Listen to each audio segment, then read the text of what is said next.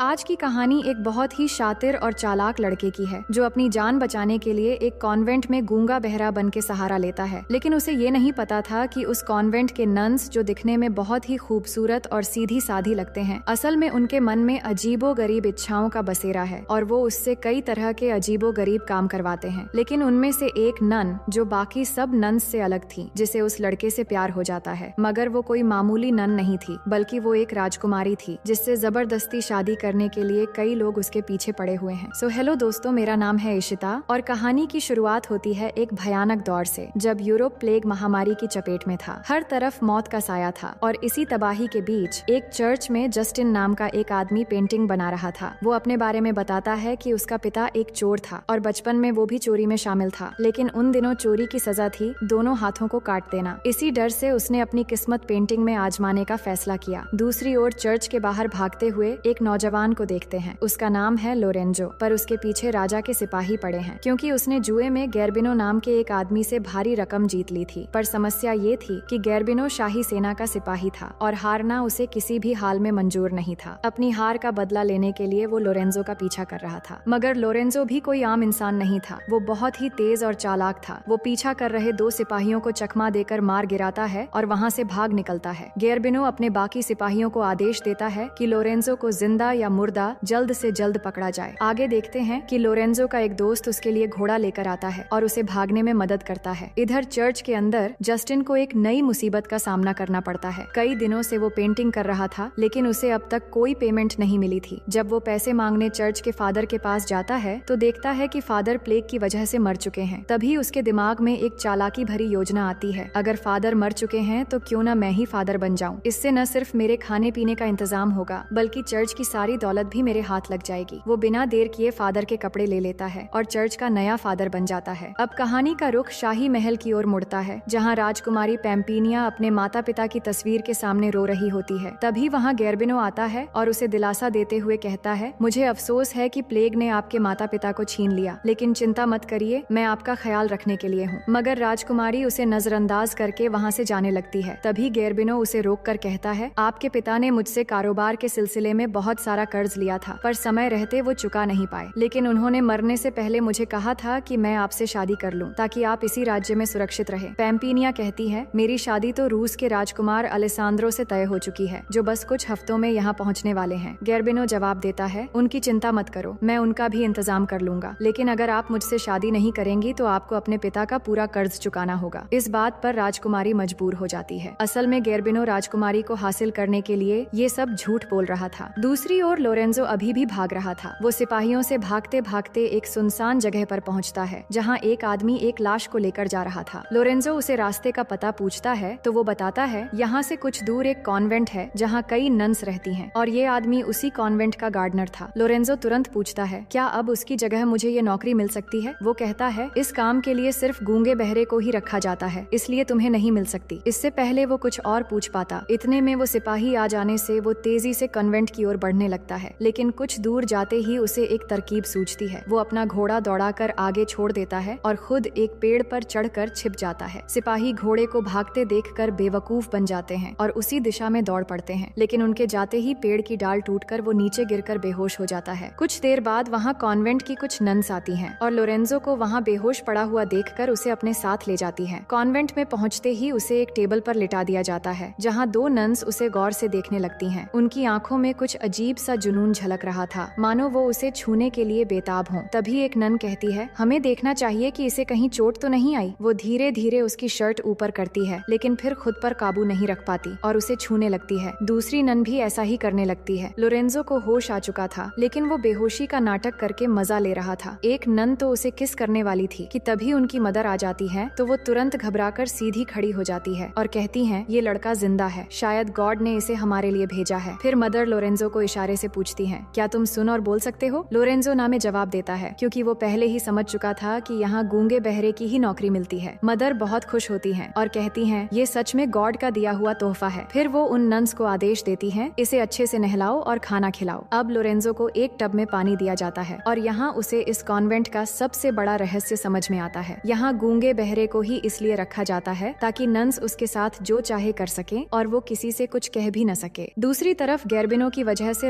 राजकुमारी Pampinea काफी परेशान थी, इसलिए वो अपनी 2 सहेलियां एलिसा और सिमोना को चर्च बुलाती है और साथ ही उनके बॉयफ्रेंड बोरिस और विनाडो भी होते हैं। राजकुमारी अपनी सहेलियों से कहती है, मुझे तुम्हारी मदद चाहिए। गेर्बिनो मुझ पर दबाव डालकर मुझसे कर्ज के बहाने जबरदस्ती शादी करना चाहता है, लेकिन मेरे पिता ने मेरी शादी पहले ही रूस के राजकुमार अलेसांद्रो से तय कर दी थी। वो बात कर ही रहे थे कि अचानक गेर्बिनो वहाँ पहुँच जाता है और गुस्से में कहता है, यहाँ क्या हो रहा है? प्रार्थना करने की कोई जरूरत नहीं, सब अपने घर जाओ। फिर वो तलवार निकालकर बोरिस और विनाडो को धमकाता है और उनकी गर्लफ्रेंड्स को वहाँ से ले जाने को कहता है। तभी चर्च के ऊपर से पेंटर जस्टिन की आवाज आती है, ये गॉड का घर है, यहाँ कोई खून खराबा नहीं होगा, और सबको यहाँ से जाने के लिए कहता है। तो फादर की बात सुनकर सब वहाँ से चले जाते हैं। अब पैम्पिनिया की सहेलियाँ सोचती हैं कि उसे किसी सुरक्षित जगह भेजना होगा ताकि राजकुमार के आने से पहले वो गेर्बिनो के चंगुल से उसे बचा सके। वो प्लान बनाती है कि उसे वहाँ पास के ही एक गांव के कॉन्वेंट में छिपा दिया जाए, जहाँ राजकुमारी की एक और महल भी है। फिर जब सही समय आएगा तो उन्हें वही महल में ले जाया जाएगा जहाँ उसकी और राजकुमार की शादी होगी। अब प्लान के मुताबिक अगले दिन पैम्पिनिया को उस कॉन्वेंट में भेजने का फैसला करते हैं और बाकी लोग फादर जस्टिन को साथ लेकर बाद में महल की ओर निकलने का फैसला करते हैं ताकि फादर उनकी शादी करा सके। लेकिन उन्हें नहीं पता था कि जिस कॉन्वेंट में वो राजकुमारी को भेजने वाले हैं वहाँ का माहौल कुछ और ही था। अगले सीन में घोड़ा गाड़ी राजकुमारी को लेकर कॉन्वेंट पहुँचती है, लेकिन ये वही कॉन्वेंट है जहाँ लोरेंजो पहले से ही गूंगा बहरा बनकर छुपा हुआ था। राजकुमारी के कॉन्वेंट पहुँचने पर 2 नन्स उसे अपने जैसे कपड़े पहनाने लगती हैं। तभी उसकी नजर लोरेंजो पर पड़ती है और वो पूछती है कि ये लड़का कौन है। तो नन्स मुस्कुराते हुए बताती हैं, ये हमारा गार्डनर है, ये बहुत ही नेक दिल लड़का है, मगर सुन और बोल नहीं सकता। लोरेंजो के बारे में ये सुनकर राजकुमारी को उस पर दया आती है और वो उसे मन ही मन पसंद करने लगती है। इसी बीच रूस का राजकुमार अलेसांद्रो अपने सैनिकों के साथ राजकुमारी के महल पहुंच जाता है। गेर्बिनो से मिलते ही वो उसे पैम्पिनिया का पिता समझ लेता है और कहता है, मैं रूस का राजकुमार अलेसांद्रो हूँ, आपकी बेटी पैम्पिनिया से शादी करने आया हूँ। ये सुनकर गेर्बिनो गुस्से से जवाब देता है, मैं ही राजकुमारी का होने वाला पति हूँ, अपना सामान बांध और यहाँ से चला जा। ऐसा स्वागत देखकर अलेसांद्रो भी अकड़ में कहता है, मैं इतने दिन सफर करके ये सुनने नहीं आया कि तुम मेरे राजकुमारी से शादी करने वाले हो। राजकुमारी से शादी तो मैं ही करूंगा। फिर महल से बाहर निकलते ही अलेसांद्रो को राजकुमारी का एक खास आदमी मिलता है जो उसे एक पत्र देकर कहता है, राजकुमार, आपकी शादी एक दूसरे महल में होगी। राजकुमारी अभी पास के गांव के एक कॉन्वेंट में छिपी हुई है और आपके आने का इंतजार कर रही है। ये सुनकर अलेसांद्रो तुरंत अपने सैनिकों के साथ उस गांव की ओर निकल पड़ता है। दूसरी ओर 2 नन्स लोरेंजो के कमरे में खाना लेकर आती हैं और कहती हैं कि हम जानते हैं तुम सुन और बोल नहीं सकते, हम चाहते हैं कि तुम हमारे साथ वैसे ही सर्विसिंग का काम करो जैसे पहली बार आने पर तुमने उन दोनों नन्स के साथ किया था। तो लोरेंजो भी उनकी बात मान लेता है और अपना काम शुरू कर देता है। उधर एलिसा और सिमोना अपने बॉयफ्रेंड्स और बाकी सबको लेकर जंगल के रास्ते महल की तरफ आ रहे होते हैं, पर रास्ते में जब उनकी बग्घी आगे निकल जाती है तो पीछे से 2 लड़कियां आकर बोरिस और विनाडो को इशारों से बुलाने लगती हैं। तो दोनों अपने गर्लफ्रेंड्स को छोड़ के उनके पीछे पीछे जाते हैं। फिर वो लड़कियां उन्हें एक तबेले में ले जाती हैं। अंदर जाते ही दोनों की नीयत खराब होने लगती है और वो लड़कियां भी उनके साथ गलत काम करने लगते हैं। कुछ देर बाद सिमोना उनको ढूंढते हुए वहाँ पहुँच जाती है और उनकी हरकतें देखकर उन्हें डांटते हुए मार मार कर वहाँ से ले जाती है। इधर शाम होते ही लोरेंजो को 2 नन्स अच्छे से नहलाती हैं क्योंकि मदर नन ने उसे रात के डिनर के लिए इनवाइट किया था। फिर उसे मदर नन के कमरे में ले जाया जाता है। पैम्पिनिया उसे ले जाते हुए देख लेती है और अब तक वो समझ चुकी थी कि यहाँ क्या चल रहा है, पर ये देखकर उसे जलन होती है क्योंकि वो धीरे धीरे लोरेंजो को पसंद करने लगी थी। अगले दिन लोरेंजो गार्डन में कुछ देर काम करने के बाद अपने कमरे में आता है और धीमी आवाज में गाना गाने लगता है। तभी राजकुमारी पैम्पिनिया खाना लेकर पहुँचती है और उसकी आवाज सुन लेती है, मगर वो उसे समझने नहीं देती और चुपचाप खाना रख देती है। लोरेंजो को आदत पड़ चुकी थी कि हर दिन कोई न कोई नन उसके लिए खाना लेकर आती है। वो राजकुमारी का नकाब हटाने की कोशिश करता है, लेकिन राजकुमारी उसको रोक लेती है और कहती है, तुम मुझे ऐसे नहीं देख सकते। इसके बाद राजकुमारी उसकी आंखों पर पट्टी बांध देती है। फिर अपनी नकाब हटाकर धीरे से कहती है, मैं हर रोज तुम्हें देखती हूँ और तुमसे प्यार भी करने लगी हूँ, लेकिन उन नन्स की तरह नहीं, बल्कि उन सब से बहुत अलग। इतना कहकर वो उसे प्यार से किस करती है और वहाँ से चली जाती है। अब लोरेंजो सोच में पड़ जाता है कि ये कौन सी नन थी जो मुझसे इस तरह प्यार करने लगी है, पर वो भी मन ही मन उससे प्यार कर बैठता है। दूसरी ओर राजकुमारी पैम्पिनिया के दोस्त जंगल के रास्ते एक जगह आराम कर रहे होते हैं। जस्टिन कहता है, मैं जंगल के रास्ते वहाँ पहुँच जाऊंगा, तुम लोग गाड़ी और सामान लेकर रास्ते से आ जाना। उधर राजकुमार अपने सिपाहियों के साथ राजकुमारी को ढूंढते हुए जंगल से आ रहा होता है, पर रास्ते में गेर्बिनो के सिपाही उन्हें घेर लेते हैं और तीर से उसके सारे सिपाहियों को मार डालते हैं, लेकिन राजकुमार किसी तरह जान बचाकर भाग निकलता है। काफी दूर जाने के बाद वो एक तालाब के किनारे रुकता है और यही कहीं रास्ते में राजकुमारी के दोस्त भी होते हैं। इस तालाब में राजकुमारी की सहेली एलिसा पहले से नहा रही रही थी। पानी पीते वक्त राजकुमार की नजर उस पर पड़ती है तो वो पूछता है, तुम कौन हो? एलिसा मुस्कुराते हुए जवाब देती है, मैं एक दुल्हन हूँ जो अपने दूल्हे का इंतजार कर रही है। राजकुमार कहता है, मैं यहाँ की राजकुमारी पैम्पिनिया से शादी करने आया हूँ। मैंने उन्हें कभी नहीं देखा पर उनसे बेहद प्यार करता हूँ। एलिसा उसकी बात सुनकर झूठ कहती है कि मैं ही पैम्पिनिया हूँ और तुम मुझे ही ढूंढ रहे हो। इसके बाद वो राजकुमार के पास जाती है और उससे चिपकने लगती है। राजकुमार उसे देखकर पागल हो जाता है और उसकी बातों पर यकीन कर लेता है। दूसरी तरफ पैम्पिनिया को देखते हैं जो अब शादी के लिए अपने महल जाने वाली थी, लेकिन इससे पहले वो मदर को सब कुछ बता देती है कि लोरेंजो कोई गूंगा बहरा नहीं है। कल मैंने उसे गार्डन वाले घर में गाना गाते सुना था। ये सुनकर मदर घबरा जाती है क्योंकि अगर ये बात किसी को पता चली तो बहुत मुश्किल हो जाएगी। जिसके बाद मदर जाकर लोरेंजो को धक्के मार के कॉन्वेंट से बाहर निकाल देती है। कुछ देर बाद देखते हैं पैम्पिनिया की महल से एक आदमी आया है उसे ले जाने के लिए और वो जा रही होती है। लोरेंजो उसे जाते हुए देख के पूछता है, तुम कहाँ जा रही हो? क्या तुम मुझे भी अपने साथ ले जा सकती हो? असल में लोरेंजो पैम्पिनिया को एक राजकुमारी की तरह जानता है, लेकिन पैम्पिनिया यहाँ नन बनकर रह रही थी ये लोरेंजो को नहीं पता था। पैम्पिनिया जानती थी कि लोरेंजो को कॉन्वेंट से बाहर निकालना ही सही होगा, इसलिए वो उसे भी अपने साथ ले जाती है। नेक्स्ट सीन में दोनों महल पहुँचते हैं तो लोरेंजो राजकुमारी को शादी की बधाई देता है और वहाँ से निकलने की सोचता है, लेकिन राजकुमारी उसे रोक कर कहती है कि तुम शादी तक रुक सकते हो, अभी यहाँ पर कोई भी नहीं पहुँचा है। फिर आगे देखते हैं महल के अंदर दोनों बातें कर रहे होते हैं तो राजकुमारी लोरेंजो से पूछती है कि तुम शादी कब करोगे? लोरेंजो कहता है कि मैं उसी से शादी करूंगा जिसने मुझे पहली बार किस किया था। दरअसल वो राजकुमारी के बारे में ही बात कर रहा था क्योंकि उसे ये पता नहीं था कि उसे किस करने वाला कोई और नहीं बल्कि राजकुमारी पैम्पिनिया ही थी। लोरेंजो आगे कहता है, वो एक नन की तरह मेरे पास आई थी पर मैं उसे देख नहीं पाया, लेकिन फिर भी मैं उसी से ही शादी करूंगा क्योंकि मैं उससे प्यार करता हूँ। राजकुमारी ये सुनकर बहुत खुश होती है। अब बात करते करते दोनों गार्डन में जाते हैं जहाँ राजकुमारी कहती है, तुम उसे कैसे पहचानोगे? उसने तो तुम्हें सिर्फ किस किया था तो तुम कैसे उसे महसूस करोगे? लोरेंजो जवाब देता है, मुझे यकीन है कि एक न एक दिन में उसे जरूर मिलूंगा। उसकी बातें सुनकर राजकुमारी धीरे धीरे उसकी ओर बढ़ती है और कहती है, तुम अपनी आंखें बंद करो और मुझे महसूस करो, शायद वो एहसास तुम्हें मिल जाए जो उस लड़की में थी। वो असल में उसे याद दिलाना चाहती थी कि किस करने वाली लड़की वो खुद थी, लेकिन जैसे ही दोनों किस करने वाले थे तभी गेर्बिनो वहाँ पहुँच जाता है। राजकुमारी उसे देखकर डर जाती है और लोरेंजो से भाग जाने को कहती है, लेकिन लोरेंजो जानता था कि गेर्बिनो कौन है। वो उसका सामना करने आता है और दोनों के बीच जबरदस्त लड़ाई शुरू हो जाती है। लेकिन इस लड़ाई में गेर्बिनो लोरेंजो को मारने ही वाला था कि तभी राजकुमारी बीच में आ जाती है और कहती है, अगर तुमने इसे मारा तो मैं तुमसे कभी शादी नहीं करूंगी। ये सुनकर लोरेंजो चौंक जाता है और हैरानी से पूछता है, तुम इस बुढ़े से शादी करने वाली हो और क्या यही तुम्हारा राजकुमार है? इसके जवाब में पैम्पिनिया कुछ नहीं कह पाती। इसके बाद गेर्बिनो लोरेंजो को कैद कर देता है। अगले दिन देखते हैं कि राजकुमारी और गेर्बिनो के बीच बातचीत होती है। राजकुमारी शर्त रखती है, अगर तुम्हें मुझसे शादी करनी है तो लोरेंजो को छोड़ना होगा। गेर्बिनो मना कर देता है तो वो कहती है, अगर तुमने उसे रिहा नहीं किया तो मैं तुम्हारी कभी नहीं बनूंगी और इस कुएं में कूदकर अपनी जान दे दूंगी। इससे गेर्बिनो मान जाता है और लोरेंजो को आजाद करा देता है। फिर आगे देखते हैं कि जस्टिन फादर बनकर प्लान के मुताबिक राजकुमारी की शादी कराने के लिए महल में पहुंच जाता है। तो शादी से पहले दूल्हा दुल्हन की कन्फेशन होती है जिसमें राजकुमारी फादर से कहती है कि मेरी शादी जबरदस्ती हो रही है, मैं लोरेंजो से प्यार करती हूँ और उसी से ही शादी करना चाहती हूँ। और फादर को कुछ सोने के सिक्के देकर प्लान बनाती है और कहती है, लोरेंजो को नहीं पता कि मैं ही उसका प्यार हूँ, लेकिन मुझे यकीन है कि वो मुझे फिर से बचाने जरूर आएगा और राजकुमार भी यहाँ जल्द ही पहुँच जाएंगे, इसलिए उनके आने तक कैसे भी करके शादी में देर कर देना। दूसरी तरफ गेर्बिनो के दो आदमी लोरेंजो को कैद से निकालने के बाद एक जगह ले जाकर उसे पीछे से मारने वाले थे, लेकिन उससे पहले लोरेंजो दोनों को मारकर बेहोश कर देता है। इतने में घोड़ा लेकर राजकुमार वहाँ पहुँचता है और लोरेंजो से पूछता है, राजकुमारी पैम्पिनिया की महल कहाँ पर है? तो वो रास्ता बताकर पूछता है कि तुम महल क्यों ढूंढ रहे हो? वो कहता है, मुझे राजकुमारी को बचाना है। ये कहकर वो जाने लगता है। ये सुनकर लोरेंजो भी एक तलवार लेकर महल की तरफ निकल पड़ता है। महल में दिखाया जाता है कि राजकुमारी और गेर्बिनो की शादी शुरू हो चुकी है और जस्टिन भी फादर बनकर उनकी शादी कराने वाला है, लेकिन प्लान के मुताबिक शादी में देरी करने के लिए जस्टिन गेर्बिनो से अजीब अजीब सवाल करने लगता है ताकि राजकुमारी को थोड़ा और वक्त मिल जाए। इतने में राजकुमार वहाँ पहुँच जाता है और गेर्बिनो के सैनिकों पर हमला कर देता है। इसी बीच लोरेंजो भी पहुँचता है और गेर्बिनो के सारे आदमियों को मारना शुरू कर देता है और दोनों मिलकर बहुत देर लड़ाई करने के बाद गेर्बिनो के सारे आदमियों को मार गिराते हैं। वही राजकुमार गेर्बिनो को मार मार के उस कुएं के पास लेकर जाता है जहाँ पहले से ही लोरेंजो खड़ा होकर ये सब देख रहा था। वो कहता है कि ये शिकार मेरा है और मैं ही इसे मारूंगा। जिसके बाद लोरेंजो और गेर्बिनो के बीच लड़ाई शुरू हो जाती है, मगर इस लड़ाई में लोरेंजो गेर्बिनो पे भारी पड़ने लगता है और आखिरकार लोरेंजो उसे मारकर कुएं में गिरा देता है, जिससे वहीं पर उसकी मौत हो जाती है। इसके बाद बाद राजकुमार मदद के लिए लोरेंजो को शुक्रिया कहता है और दोनों की दोस्ती भी हो जाती है। इसके बाद राजकुमारी वहाँ आती है तो राजकुमार उसके पास जाकर कहता है, मैं तुमसे शादी करने के लिए आया हूँ। लेकिन राजकुमारी कहती है, मैं तुमसे शादी नहीं कर सकती क्योंकि मैं किसी और से प्यार करती हूँ। ये कहते हुए जब अपने चेहरे से कपड़ा हटाती है तो राजकुमार उसे देखकर कहता है कि तुम तो मेरी पैम्पीनिया नहीं हो। इसी बीच राजकुमारी की सहेली एलिसा वहाँ आ जाती है, जो खुद को पैम्पीनिया कहकर राजकुमार के साथ जंगल में मिली थी। राजकुमार एलिसा को देखकर कहता है कि वो रही मेरी राजकुमारी, मैं इसी से ही शादी करूंगा क्योंकि मैं उससे प्यार करता हूँ। इसी बीच लोरेंजो यहाँ से जाने लगता है। राजकुमारी को जैसे ही ये पता चलती है तो वो भागते हुए बाहर जाकर उसे रोकती है और पूछती है, तुम कहाँ जा रहे हो? तुम मुझे इस तरह अकेले छोड़कर नहीं जा सकते हो, और अपने प्यार का इजहार भी कर देती है। ये सुनकर लोरेंजो कहता है, राजकुमारी आप बहुत ही खूबसूरत और नेक दिल हो और आपसे शादी करने वाला इंसान बहुत ही खुशनसीब होगा, लेकिन मैं उसी लड़की को ढूंढने जा रहा हूँ जिसे मैं प्यार करता हूँ और मैं उसी से शादी करूंगा। राजकुमारी पैम्पीनिया कहती है कि तुम्हें कहीं जाने की जरूरत नहीं, तुम बस अपनी आंखें बंद करो। जिसके बाद वो ठीक उसी तरह लोरेंजो को किस करती है जैसे उसने पहली बार की थी। लोरेंजो की आंखें खुलती हैं और उसे एहसास होता है कि वो लड़की कोई और नहीं बल्कि राजकुमारी ही थी। ये देखकर उनके दोस्त भी बहुत खुश हो जाते हैं और इस तरह कई मुश्किलों के बाद सबको उनका सच्चा प्यार मिल जाता है और इसी के साथ कहानी यहीं खत्म हो जाती है। तो दोस्तों, मैं उम्मीद करती हूँ कि ये कहानी आपको बेहद पसंद आई होगी।